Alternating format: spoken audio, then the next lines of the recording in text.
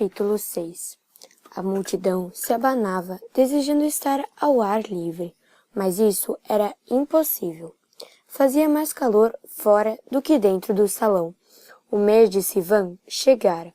O suor corria pela face dos observadores na multidão, e uma ou outra mosca voava pelo ambiente abafado.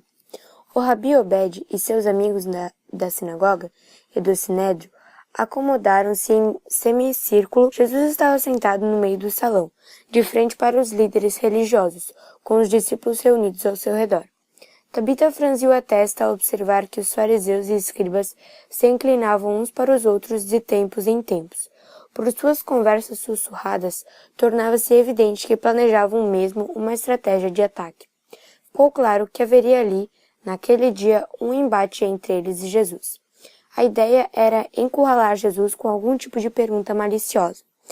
Isso ela conseguiria ouvir entre os servos, homens e mulheres que preparavam o alimento. Tudo de que os escribas e fariseus precisavam era uma pergunta que o rabi não soubesse responder ou um argumento que ele não pudesse defender. Se de alguma forma conseguissem isso, os líderes da sinagoga diziam que poderiam destruir sua reputação.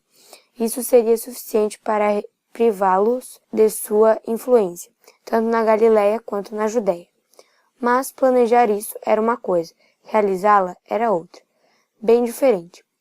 Jesus já havia derrotado escribas e fariseus muitas vezes no próprio jogo deles, o jogo que sem dúvida devia facilmente vencer como mestre defensores da lei de Moisés e dos profetas. Por fim, o Rabi Obed pôs-se em pé e falou: "Estamos muito felizes por receber o Rabi Matias e o escriba Aminadab de Jerusalém. Eles são nossos convidados especiais." E sendo que o Rabi Jesus também está presente, eles gostariam dele fazer algumas perguntas relacionadas com a lei e as tradições de nossa grande nação. Muito astuto, pensou Tabita, erguendo as sobrancelhas.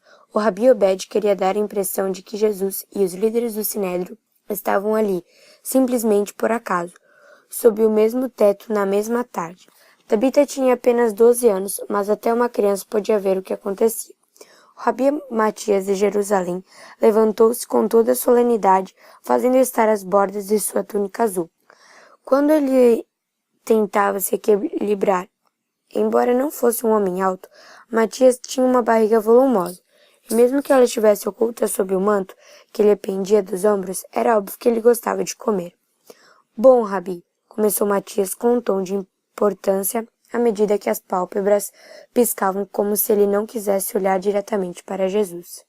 "Sabemos que ninguém pode fazer os milagres que você faz, a menos que Deus o tenha enviado. Contudo, estamos perplexos. O livro de Moisés diz que devemos nos lembrar do dia de sábado para o santificar. Mas, por vezes, parece que o Senhor não vê inteiramente o significado dessa lei como nós o vemos. Perdoe-me." E suas pálpebras continuavam se movendo enquanto ele olhava para o teto.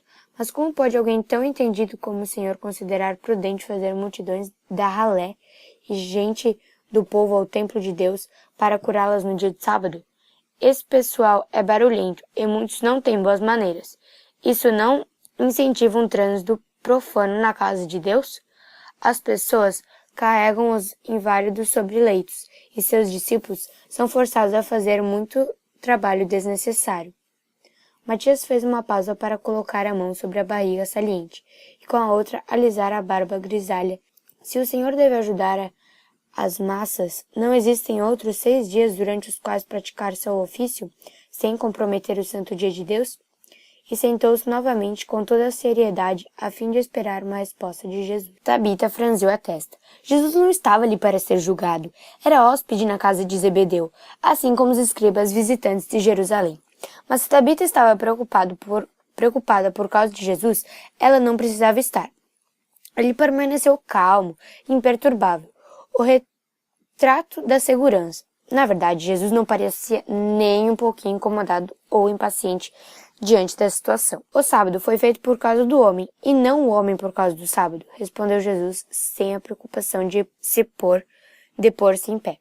"Vocês não leram que o Senhor se deleita com a misericórdia e não com o sacrifício? Vocês entram na casa de Deus a cada sábado, levando seus dízimos da hortelã e do caminho. com o rosto tenso e triste por causa do jejum. As irmãs e os irmãos sofredores em seu meio. Eles nada recebem da mão de vocês, abençoados como vocês são.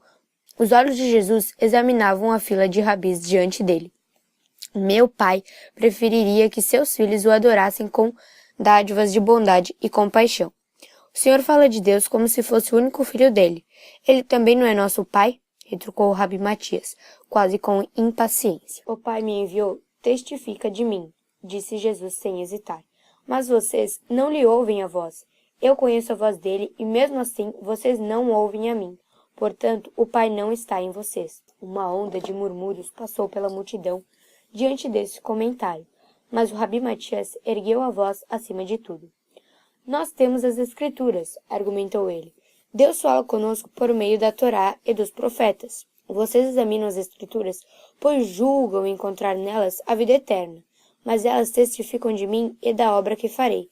Jesus levantou as mãos. Como vocês podem reverenciar um e rejeitar o outro? Ao me rejeitarem, estão rejeitando a vida eterna. Nós temos as palavras de Moisés. Ele é nossa herança. Os olhos do Rabi Matias quase se fecharam enquanto ele tentava mudar de assunto. Mas Jesus não havia concluído. Se crescem em Moisés, vocês creriam em mim, pois ele escreveu a meu respeito, disse Jesus. Mas vocês não creem nas minhas palavras. Portanto, está claro que tampouco creem nos escritos de Moisés. Uma vez, mas a multidão reagiu com surpresa e a expressão da face do Rabi Matias ficou sombria. Tabita podia notar que ele estava ficando frustrado com Jesus e chocado diante da direção que o debate tomava.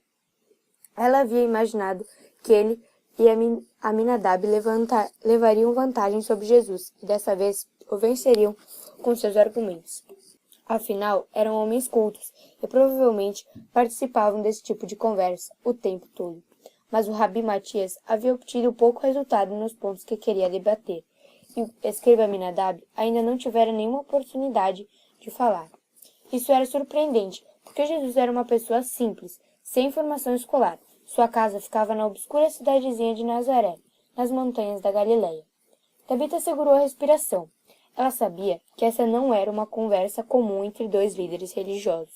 A impressão era de que Jesus dizia ter sido enviado por Deus com uma mensagem especial. E ficou claro que o Rabi Matias se ofendera com essa ideia. Tabita não sabia o que pensar, mas perguntava. Seria Jesus de Nazaré apenas um homem muito inteligente que rapidamente se tornava um notável rabi na Galileia, ou era um profeta especial? Ou quem sabe até mais do que isso? Ela esperou para ouvir as respostas aos seus questionamentos, mas a conversa entre o Rabi Matias e o Rabi Jesus foi interrompida por um barulho lá no alto.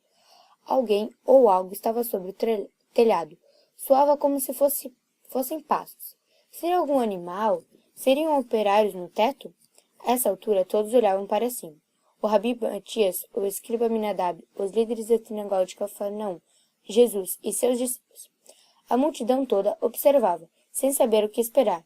Ouviram-se mais alguns sons, enquanto uma coluna de pó descia do teto. Tabita ouviu vozes abafadas, e então, de repente, ouviu um estrondo, e um raio de luz passou por uma abertura. A multidão espectadora engoliu em seco. Os fariseus sentados puxaram os mantos acima dos tornozelos, como se quisessem evitar a contaminação pela poeira. Zebedeu ergueu-se, surpreso. Quem está no meu telhado? Esquadrinhar aquele buraco no teto. Simão Pedro murmurou algo alarmado. Alguns golpes mais no rude instrumento lá em cima fizeram cair ao chão um pedaço de tijolo de barro, que foi parar próximo a Jesus. Tiago e João abriram caminho entre a multidão para chegar à porta, evidentemente esperando interromper aquela situação. Mas Jesus não parecia surpreso nem preocupado. Estranho, pensou Tabita. Ele age quase como se soubesse que isso aconteceria. Então, o espaço de claridade em cima começou a ampliar-se. À medida que mais sacos de barro misturados com palha caíam dentro do salão, vocês estão quebrando minha casa, bradou Zebedeu, pisando na faixa iluminada pela luz do sol.